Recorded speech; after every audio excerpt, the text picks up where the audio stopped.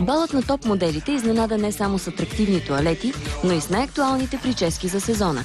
Не случайно коафьорите Борислав Сапунджиев и Ружа Игнатова получиха отличие за работата си. Използвахме момента да научим какво вещаят фешън трендовете за косите през новия сезон лично от Боби. Мисля, че обема не е модерен в никакъв случай. Освен това, средния път пак се връща на мода. Нали, този страничния вече не е толкова добре, как да кажа, не е толкова фешънски. Нашите звезди винаги се стараят да бъдат в крак с модата. Андрея и Златка Райкова изневериха на платиненото русо и вече се подвизават с медени нюанси. Затъмняват се косите като цяло. Това white blonde, който е ice blonde, не е толкова актуално, макар че русото винаги е актуално, но точно тези най-студените, най-светлите цветове малко като че ли останаха във времето назад, когато беше, нали, бяга периода.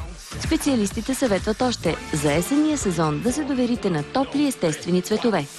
Но може да оставим пресата да почива малко, нали, тази зима и да наблегнем на някакви емулсии, някакви витамини, ампули, да се погрижим малко за косата, която ни е толкова важна.